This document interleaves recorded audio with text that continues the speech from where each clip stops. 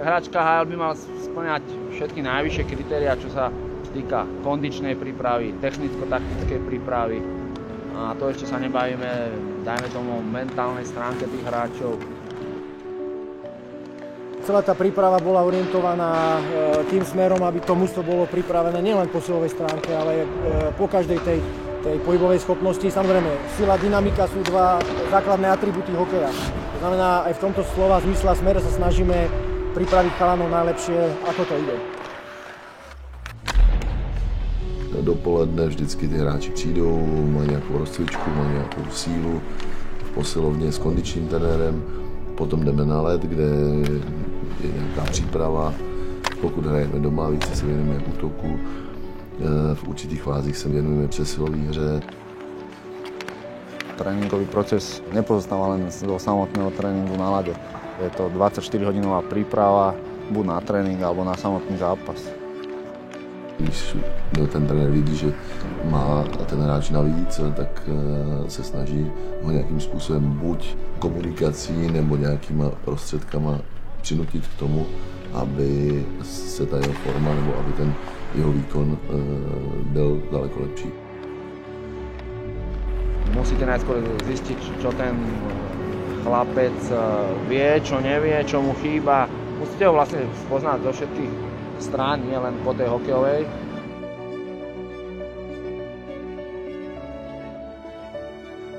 Ráno sa zobudím, už ma čakajú väčšinou dvaja bombardéri a klasika, naraňajkujem sa, urobím hygienu a keď je čas, dáme si ešte nejaký hokej v izbe so starším synom alebo niečo také, pohrám sa trochu s tým menším a rozlúčim sa s nimi a idem na tréning.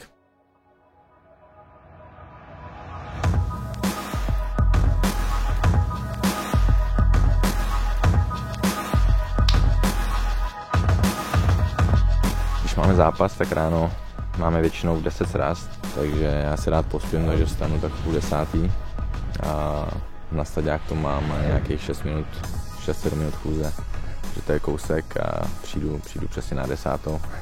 Ani o minutu dřív, ani o minutu později. Vstanem ráno, potom veľakrát mi frajerka robí kašu, si dám pred tréningom. Idem na tréning, tam robím trošku stretching, idem na bicyklo.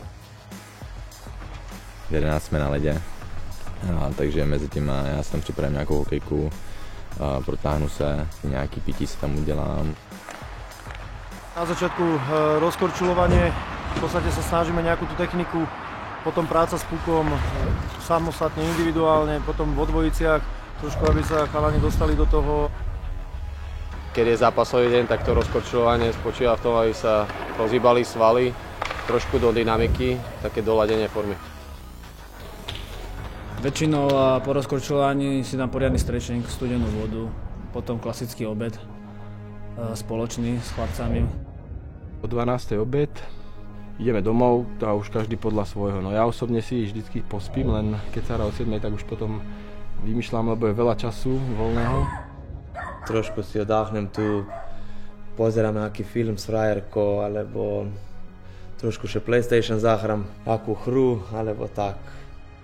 Ja síce by rád pozeral še aký horor, ale frajerka se stále bojí, nechce pozerať, potom pozeráme tie komédie, alebo také tie akcijské filmy. Pred zrazom ešte potom niečo ľahké zjem a ide sa na zápas. Ideme si zahrať máme spoločnú rozcvičku, zahráme si chvíľu fotbálek, potom už každý sa rozcvičí podľa toho, ako mu vyhovuje a začína rozcvička na ľade.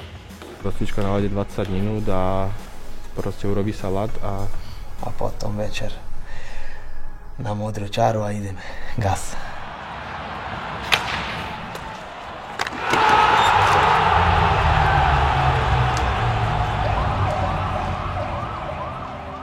Every hockey player has the same routine. They've probably had it for years, since they've been in junior. Your habits and your, small superstitions, I think, carry over from, your younger days.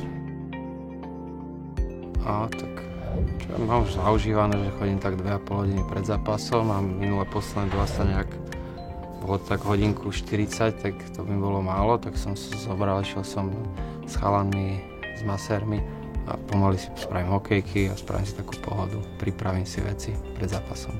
No tak mám svoju rozcvičku, tam nejakú masáž, sprchu a začnem sa obliekať na leto.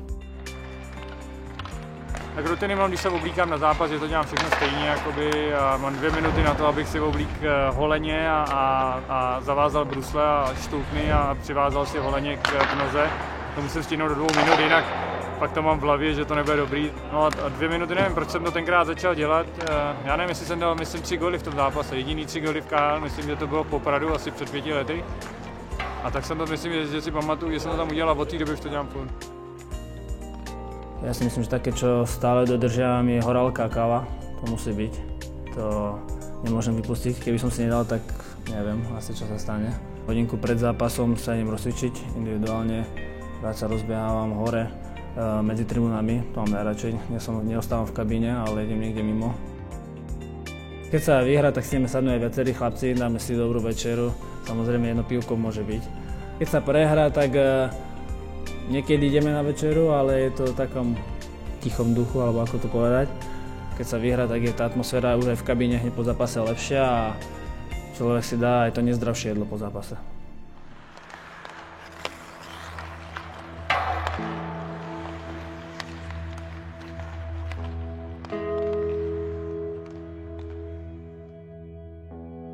Teraz je už taká doba, že každý jeden hráč vie, čo sa od neho očakáva a musí prísť maximálne pripravený, pretože tá sezóna je vždycky náročná a nemôže si dovoliť prísť nepripravený a vbehnúť do rozbehnutej sezóny len tak.